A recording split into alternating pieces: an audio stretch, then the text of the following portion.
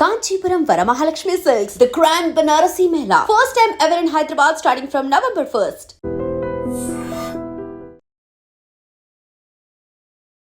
నమస్కారం, welcome to I dream. నేను మీ సంగీత. ఒక భర్త తన భార్యని ప్యాకాటలో వేలం వేయడం జరిగింది. అసలు ఏం జరిగింది, ఎక్కడ జరిగింది అనేది మనం వివరాల్లోకి వెళితే, ఇది ఉత్తరప్రదేశ్లో జరిగిన సంఘటన. భర్తకు చాలా తాగడము, అదేవిధంగా ప్యాకాట ఆడడము అలవాటు ఎక్కువగా ఉంది. అదేవిధంగా భార్యను రోజు తాగొచ్చేసి కొట్టడము, అదనపు కట్నం కోసం వేధించడము, దానికి అత్త మామ కూడా కొడుకుకి సపోర్ట్ చేస్తూ ఆవిడని చాలా శారీరకంగా మానసికంగా హింసించేవారు. అయితే ఒకరోజు ప్యాకాట ఆడుతున్నప్పుడు భర్త దగ్గర ఉన్న డబ్బులు అయిపోవడంతో అతను నా భార్యను వేలం వేస్తున్నాను, ఎవరు ఎంతకు పాడుకుంటే అంతకు పాడుకోండి అని చెప్పేసి ఓపెన్గా పెట్టడం జరిగింది. పెట్టిన తర్వాత ఒక 8 మంది వరకు కూడా ఆ వేలంలో పాడడం జరిగింది. పాడిన తర్వాత అతను ఆ గేమ్లో కూడా పూర్తిగా ఓడిపోయాడు. ఆ ప్యాకెట్లో అతను ఓడిపోయిన తర్వాత ఇమీడియట్గా 8 మంది కూడా తన భార్య ఇంటికి బలవంతంగా వచ్చేసి ఆమె పైన అత్యాచారం చేయడం జరిగింది. ఇమీడియట్గా ఆవిడ దగ్గరలోని పోలీస్ స్టేషన్కి పరిగెత్తుకుంటూ వెళ్ళేసి, ఇలా నా పైన 8 మంది, నా భర్త ఇలా నన్ను ప్యాకాడుతూ వేలం వేయడం జరిగింది, వారు వచ్చేసి నన్ను అత్యాచారం చేశారు, ఇందులో మా అత్త మామ కూడా సపోర్ట్ చేశారు అని చెప్పేసి వాళ్ళందరి మీద కూడా కేసు ఫైల్ చేయడం జరిగింది. ఇక్కడ చూసేసుకుంటే వీరందరికీ కూడా పనిష్మెంట్ పడే అవకాశాలు ఉంటాయి. చట్టము దీన్ని చాలా వరకు హ్యూమన్ ట్రాఫికింగ్ కూడా ఇది క్యాలిక్యులేషన్ చేయడం జరుగుతుంది. అంటే క్రూరత్వంగా బిహేవ్ చేయడము, అదేవిధంగా ఆవిడ కన్సర్న్ లేకుండా ఆవిడ వేలం వేయడము, ఆవిడ ఏమైనా వస్తువా కాదు కదా, మనిషి కదా, మనిషిని అలా నిలబెట్టేసి ఆవిడకు తెలియకుండా ఇంతకు పాడుకుంటారో అంతకు పాడుకోండి అని చెప్పేసి అనడమే కాకుండా అక్కడ అత్యాచారానికి కూడా బలైపోయింది ఆవిడ. జూదంలో భర్త ఓడిపోగానే ఇమీడియట్గా 8 మంది ఇంటికి రావడము, ఆవిడ మీద అఘాయిత్యానికి పాల్పడము అలా జరిగింది. కాబట్టి వారందరూ కూడా శిక్షార్హులే.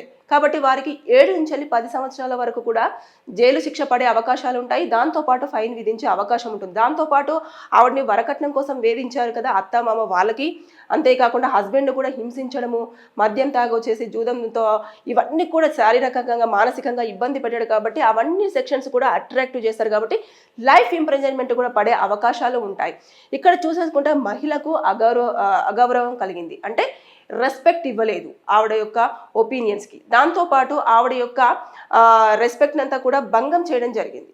ఇకపోతే ఆవిడ అనుమతి లేకుండా ఇలాంటివన్నీ కూడా చోటు చేసుకున్నాయి. కాబట్టి ఇవన్నిటిని కూడా క్యాలిక్యులేషన్ చేస్తారు. ఇక వెంటనే ఇమీడియట్గా ఆవిడ పోలీస్ స్టేషన్ దగ్గరలోని పోలీస్ స్టేషన్కి వచ్చేసి ఆ 8 మంది మీద కంప్లైంట్ ఇస్తూ భర్తని, అదేవిధంగా అత్తను మామను కూడా చెప్పడం జరిగింది. కాబట్టి ఇప్పుడు పోలీసు వాళ్ళు పూర్తి స్థాయిలో ఎంక్వైరీ చేస్తారు. అంటే ఈ ప్యాకెట్ అనేది ఆడుతున్నారు కదా, అదే నేరం, ఇంకా దాంట్లో ఒకటి, తర్వాత నెక్స్ట్ హింసించడము, ఇవన్నీ ఉన్నాయి. కాబట్టి వీటన్నింటి నేపథ్యంలో అతని మీద సెక్షన్స్ అన్నీ కూడా అట్రాక్ట్ అయ్యే అవకాశం ఉంటుంది.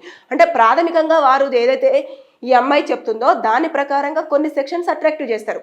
ఎప్పుడైతే పోలీసులు ఎంక్వైరీ చేసిన తర్వాత వారికి వస్తున్న ఇన్ఫర్మేషన్ బట్టేసి కొన్ని సెక్షన్స్ యాడ్ అవుతాయి. ఇకపోతే ఎప్పుడైతే షార్ట్ షీట్ అనేది ప్రిపేర్ చేస్తారో దాంట్లో ఫైనల్గా కొన్ని సెక్షన్స్ని పెట్టేసి ఎలాంటి సెక్షన్స్ అన్ని అట్రాక్ట్ అవుతాయి అనేది ఫుల్ ఫ్లెడ్జ్డ్గా ఇచ్చింది మాత్రం ఇంకా అది ఫైనల్ రిపోర్ట్ కింద అవుతుంది. కాబట్టి అది కోర్టులో సబ్మిట్ చేస్తారు. కాబట్టి ఇక అప్పుడు ఏ సెక్షన్స్ అయితే అప్లికేబుల్ అవుతాయో ఆ సెక్షన్స్ ప్రకారంగా తీర్పు అనేది రావడం జరుగుతుంది.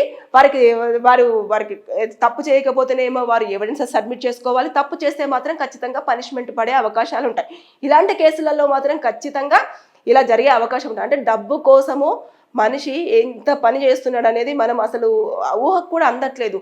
భార్య తనను నమ్మి జీవితంలో నీకు తోడుగా ఉంటాను, నీ కుటుంబాన్ని నేను చూసుకుంటాను అని చెప్పేసి వచ్చిన మహిళను ఆవిడ యొక్క కుటుంబ పరిస్థితి బాగాలేకపోవడం వల్ల ఇతను ఎంత హింసించినా సరే ఇతని దగ్గర ఉంటూ కాపురం చేసుకుంటున్న భార్యను ఎవడికో వేలం వేసి పాడుకోండి మీకు ఇష్టం వచ్చినట్టుగా, నా భార్య మీ స్వంతం అని చెప్పేసి అన్నట్టుగా జూదంలో వేలం వేయడం అంటే అసలు ఏ రకంగా మనం మాట్లాడుకున్నా కూడా అసలు మానవ సంబంధాలు ఏమవుతున్నాయి అనేది అయితే మనం అసలు ఒక అంచనా కూడా రాలేకపోతున్నాం. కాబట్టి ఇలాంటివన్నీ చోటు చేసుకుంటున్నాయి. కాబట్టి చట్టాలు కూడా చాలా కఠినంగా మారుతున్నాయి. పనిష్మెంట్స్ అనేవి కూడా ఇమీడియట్గా రావడం జరుగుతుంది. కొన్ని ఏళ్ల పాటు అనేది ఈ మధ్య కాలంలో ఉండట్లేదు. ఇమీడియట్గా ఒక 1 year 2 yearsలోనే ఖచ్చితంగా పనిష్మెంట్ అనేది పడిపోయే అవకాశాలు కనిపిస్తూ ఉన్నాయి. కాబట్టి ఇక్కడ చూసేసుకుంటే వీరికి కూడా శిక్ష పడిందనుకో లైఫ్ ఇంప్రిజన్మెంట్, అంటే జీవిత ఖైదు, యావజ్జీవ కారాగార శిక్ష పడే అవకాశాలు ఉంటాయి. ఇంకా వాళ్ళు జైలు నుంచి బయటకు వచ్చే అవకాశాలు కూడా ఉండవు. ఇక్కడ అత్త కూడా ఆడమ్మాయే అయినా సరే ఇక్కడ కోడల్ని ఇంత ఇబ్బంది పెడుతున్నా సరే సపోర్ట్ చేసి కొడుకుకి సపోర్ట్ చేస్తూ నా కొడుకుని ఇలా అంటావా అలా అంటావా అని చెప్పేసి కోడల్నే హింసించడం తప్పించి ఇలా చేయడం అనేది చాలా వరకు ఇప్పటికీ కొన్ని ప్లేసెస్లలో ఇలా జరుగుతుంది కాబట్టే చట్టాలు అనేవి ఎప్పటికప్పుడు కొత్తగా జడ్జిమెంట్స్ ఇస్తూనే వారికి పనిష్మెంట్స్ ఇస్తూనే తీర్పులు అనేవి తొందరగా వెలువరచడం అనేది జరుగుతూ వస్తుంది. కాబట్టి దయచేసి ఎప్పుడైనా సరే ఇలాంటివి చోటు చేసుకుంటున్నప్పుడు తెలిసినా సరే మీ దృష్టిలో ఉన్నా సరే పోలీసులకు ఇన్ఫర్మేషన్ ఇవ్వండి, వారిని కాపాడిన వారు అవుతారు. ఇది చూస్తే మాత్రం నిజంగానే చాలా హృదయ విదారకము. భార్యను తీసుకెళ్లి వేలం వేయడం అనేది అసలు మనం ఇంకా మాటల్లో చెప్పుకోలేం. ఏదేమైనా సరే వారిని అయితే పోలీసులు అరెస్ట్ చేయడం జరిగింది. ఖచ్చితంగా వారికి శిక్ష అయితే పడడం ఖాయం. Thank you. నిజంగా ప్రస్తుతం ఉన్నటువంటి సమాజం దేనికి ప్రయారిటీ ఇస్తుంది?